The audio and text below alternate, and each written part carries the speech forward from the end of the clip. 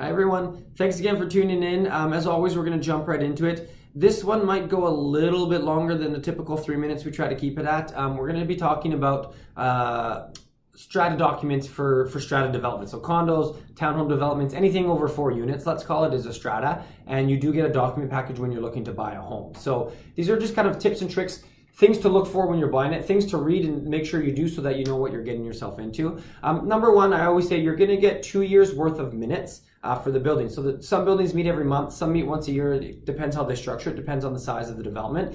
In those 2 years, you're going to get annual general meetings, AGMs, and SGMs, special general meetings. So AGMs happen once a year. That's where you really find out what's going on in the building. What happened this past year? What do we have to look forward to?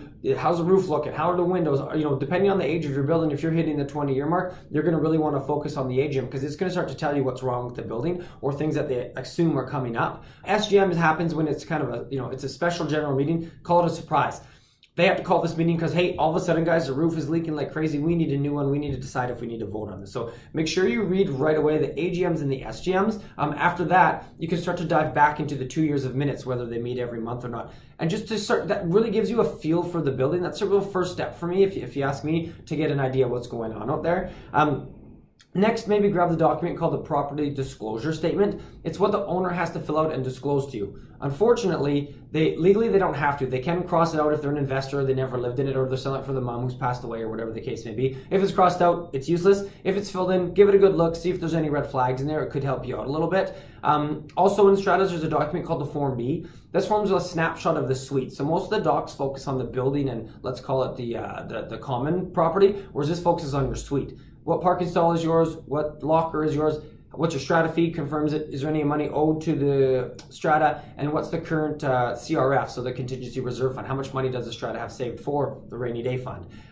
Look into those because you don't want to buy a unit thinking your parking is one and you get the document and it says something else. You want to confirm which parking stall is yours because what if you've got a big truck and all of a sudden it doesn't fit in there when you buy the home when you show up? So that confirms that kind of stuff. Title searches, they're pretty hard to read. Send them into the lawyer if we find any red flags on them. We should really read those and let you know what we find on them because it is a foreign language. There's a lot of legal terms in there that most people don't understand.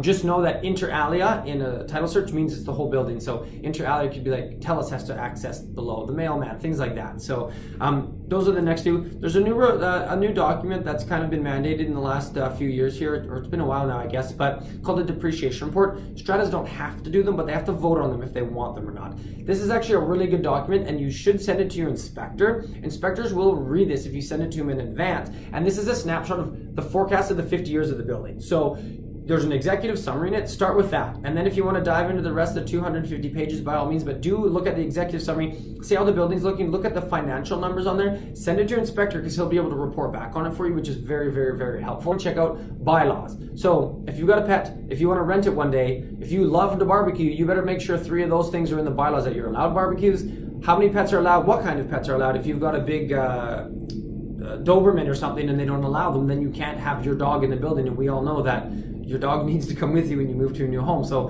and then also rentals. If you want to rent it one day, is there a cap on rentals? Is there a time frame on rentals? Everyone's asking about Airbnb. The answer is technically no, you can't Airbnb anymore, but unless you have a business license, but that's a whole other video. Last thing you want to look at too is called the strata plan. So the strata plan is what's registered with the city as far as size goes.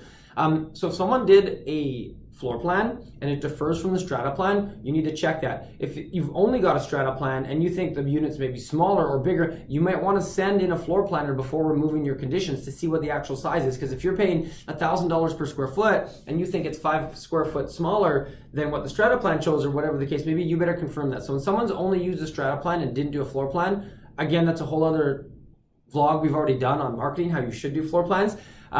Look at the strata plan, compare that to what the size they have on the listing, and if there's a difference, find out why. Say, guys, hey, what happened? Why am I showing different sizes on 2 different areas? See what they say, and then kind of make your decision based on that. But usually if they're only using a strata plan, they didn't do a floor plan, sometimes it's for a reason, so double check on that, and just to find out why. So really, in summary, start with the AGM and the SGM, gives you a good status of the building, then dive into the meeting minutes for the last 2 years. If you need more minutes, you can get them, although 2 years is all that's required to provide. Ask for more if you want more, you're allowed to, there's no reason you shouldn't. Title search is very complicated. We can send that to a lawyer. There's even companies that read the documents for you now for about $400 to $500. I highly recommend it because this guy that I've used in the past. He's been a property manager for 25 years. He knows how to read them. He knows how to report to you, and he sends you a really, really good executive summary. So when you get to a building that's 40 years old, very important to really maybe look into that. If you're getting a building that's 2 years old, you have warranties, you have a lot of coverages, and you don't have a stack like this, you have a stack like this. So you can kind of get a better idea of the building. So I hope this information helps. And obviously, if you ever have any questions about Strata buildings, what to read, if something comes up, you can always feel free to reach out to us anytime. Thanks again for tuning in today, everyone.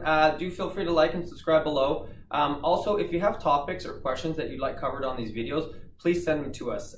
We want to keep this as relevant as possible for you. So any questions you have, topics you want covered, we will put it up within a week if you do send us that note.